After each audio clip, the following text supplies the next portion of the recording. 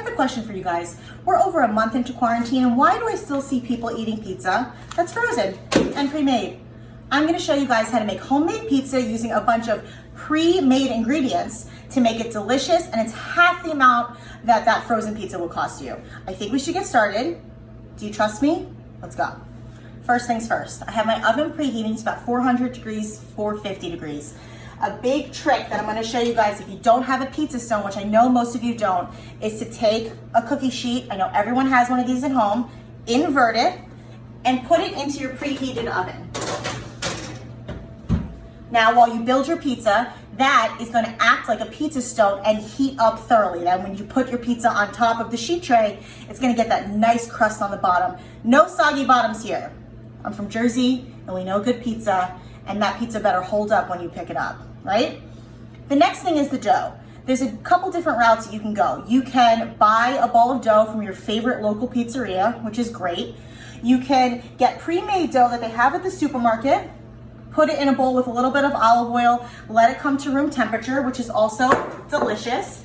Or, don't call me a fraud, because this is what we're gonna use today, Pillsbury pizza crust. It's like if biscuits and pizza had a delicious baby, it's this. Trust me. If you don't like biscuits and you don't like pizza, keep swiping because this video is not for you. We're gonna get started. I have a piece of parchment that I measured just to fit, make sure that it fit the top of the cookie sheet. That way I know how big to make my pizza without having it overflow the sides. I'm gonna add a little bit of all-purpose flour. Just sprinkle just a little bit on the bottom. This is gonna help the pizza not stick. And also a little bit of kosher salt. The kosher salt and the flour together just makes a surface that the pizza will slide right off of. Then we have our main ingredient, our Pillsbury pizza dough. Get this open. We're gonna roll this out onto our parchment. And the good thing about this is that it's already in a rectangular shape. So all we wanna do is we want to stretch it out and make a little bit of a crust on the outside. Let's do that.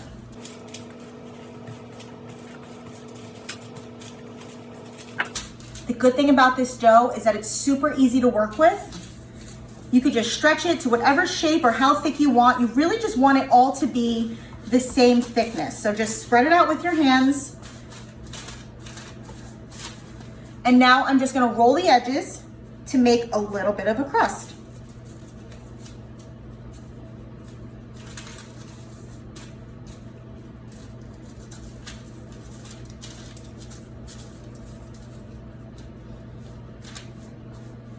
Done. Now, this next part you can kind of customize to whatever you have at home. I am a person that I don't love a lot of sauce on my pizza, so I like to put my cheese down first and kind of dollop the sauce on afterwards. So I'm gonna use two different cheeses. Again, all cheese that I had in my pantry and in my fridge. I'm going to use shredded mozzarella cheese. You wanna put down a nice layer, but not too much. We still have so many other toppings to put on.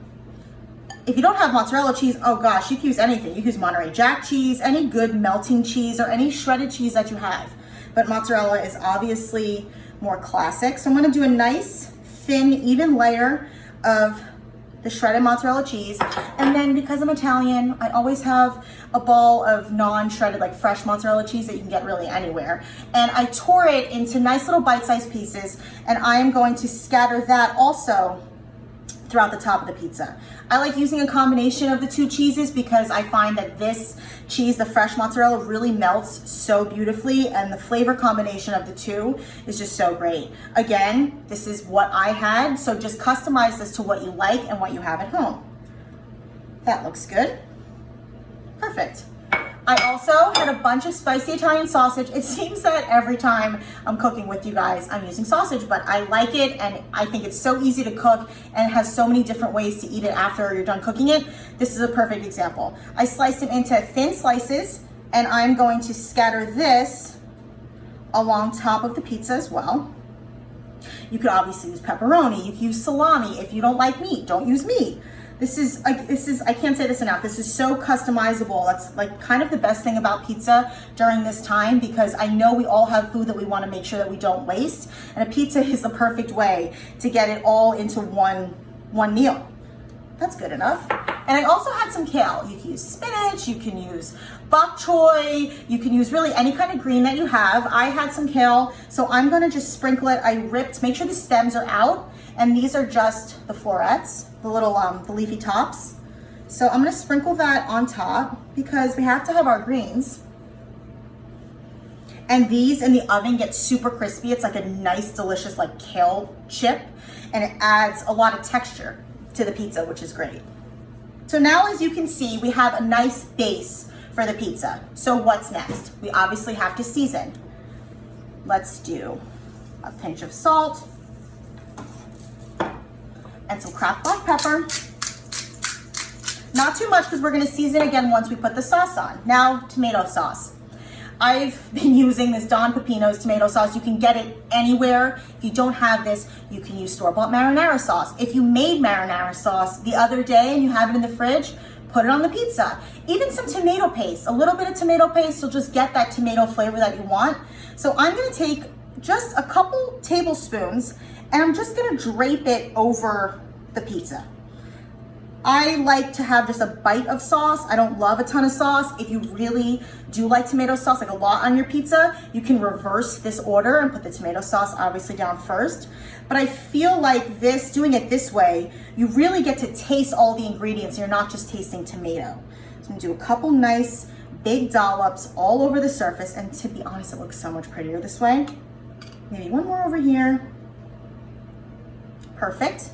Now, if I had fresh garlic, I'd slice it super, super, super thin so it doesn't get like burnt and just gets nice and toasty, but I don't. So I'm gonna use a little bit of garlic powder. Kale and garlic and sausage, it all goes so well together. Sprinkle that on top. And of course, crushed red pepper, because I always do. And let's do a little more black pepper and a little more salt. And then I like to do a nice glug of olive oil over the top. This is gonna ensure that the kale chips get nice and brown, that the crust gets nice and brown. So we just wanna do a nice drizzle of olive oil. And then the topping, I use Pecorino Romano cheese. You can obviously use Parmesan. Just a little bit of this on top. And that's it. How easy is that? Look how much better that looks than eating the frozen one. I told you, it's delicious. So now that the pizza is done being assembled, the reason that we built it on the parchment paper is because when I take the cookie sheet out of the oven, it's obviously gonna be hot. And we are just going to place the pizza with the parchment on top of the inverted cookie sheet and bake it in the oven for maybe about 10 minutes. You'll see the cheese will start to melt, the crust will get nice and golden brown, and everything will start to come together. And it's, oh my gosh, it's gonna smell so good in your house or your apartment, trust me. So I'm gonna put this in the oven and I'll come back to you guys in about 10 minutes. It's been about 10 minutes. The crust is so nice and golden brown. Everything, the kale got really nice and crispy and brown. All of the cheese has melted. Now you just have those nice dollops of sauce so it won't get soggy. Oh my gosh, this looks and smells so good. Tell me this doesn't look better than your frozen pizzas. And it took maybe 3 minutes to make it.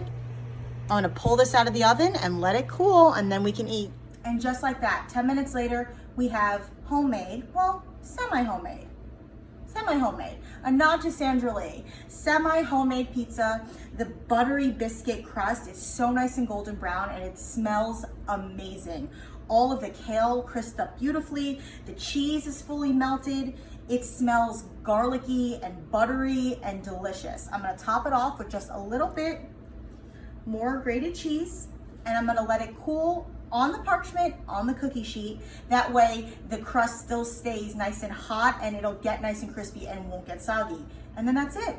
Thank you so much for tuning into this episode. Let me know how your pizzas come out at home, and I will see you guys next time. Bye-bye.